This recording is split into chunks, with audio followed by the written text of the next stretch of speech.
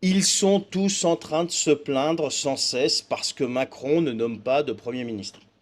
Et encore moins de Premier ministre issu du nouveau Front populaire, qui est actuellement en train de se déchirer par rapport à la menace de destitution du président de la République de la part de LFI. Voilà. On peut lire dans le Figaro, derrière l'absence de gouvernement et la menace de la destitution, la déliquescence de la politique française. Ben là, je suis d'accord. Là, je suis entièrement d'accord. Mais moi, je vais vous poser des questions simples. À quoi vous vous attendiez en avril 2022 quand vous avez tous appelé à voter pour lui? Vous vous attendiez à quoi en fait? Que mieux vaut avoir un Emmanuel Macron qui pousse la France encore plus vers le gouffre et qui la mette dans l'état dans lequel elle est aujourd'hui, ou alors tenter une Marine Le Pen? Qu'elle soit meilleure, pas meilleure, ou je sais pas quoi. Au moins, avec Macron, on avait déjà 5 ans, tu vois, d'exemple et d'expérience. Mais vous vous attendiez à quoi? Tout ça par idéologie, en fait. Vous avez voulu éviter le pire, mais vous pouvez me dire ce que vous avez actuellement, là? Mais qu'est-ce que vous avez, en fait, actuellement? Vous avez voulu éviter Madame Le Pen. Parfait.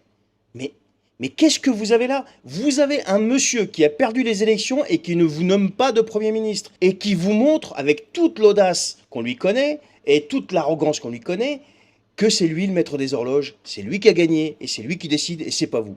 Et la question est, qu'est-ce que vous allez faire? Qu'est-ce que vous allez faire? Mais la réponse est rien. Vous ne ferez rien. Alors, pour deux raisons. Une, parce que vous êtes des fausses oppositions, donc vous êtes de facto tous complices, et deux, parce que vous ne pouvez rien faire. Personne ne vous suivra, le pays est tellement divisé, et ça c'est de votre faute à toute la classe politique, parce que vous avez appelé à voter pour ce type, non pas parce qu'il est bon, mais par pure idéologie. Et du coup, bah, vous mettez de facto le pays dans lequel il est aujourd'hui. Il n'est pas le seul coupable, monsieur Macron, il n'est pas le seul coupable. Vous êtes tous coupables de la situation. Vous êtes tous responsables et coupables. Bien sûr. Bien sûr. Donc arrêtez de vous plaindre. Il fera comme il voudra, et la réponse, vous ne ferez rien. Mais oui, vous ne ferez rien, que ce soit du Front populaire jusqu'à Marine Le Pen. Vous ne ferez que dalle, vous ne ferez que subir, parce que vous aurez tous peur de passer à l'action, quelle que soit l'action d'ailleurs, vous aurez tous peur de passer à l'action.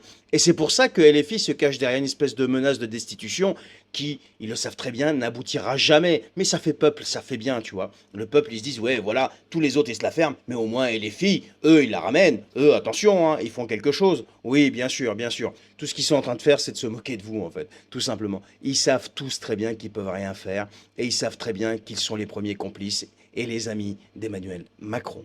Alors dites-moi ce que vous en pensez les amis, est-ce que j'ai tort, j'ai raison, je sais pas. Mais voilà ce que je pense en tout cas. Et pour moi ça reflète la réalité tout simplement. Sinon, le pays n'aurait pas été dans cet état-là. Et sinon, ils auraient réfléchi et pensé d'abord aux intérêts supérieurs de la nation et aux intérêts supérieurs des Français en appelant à voter ou pas pour ce monsieur en 2022. Tout a commencé là. Point barre. Il n'y a pas d'autres explications. Allez, je vous souhaite une bonne soirée.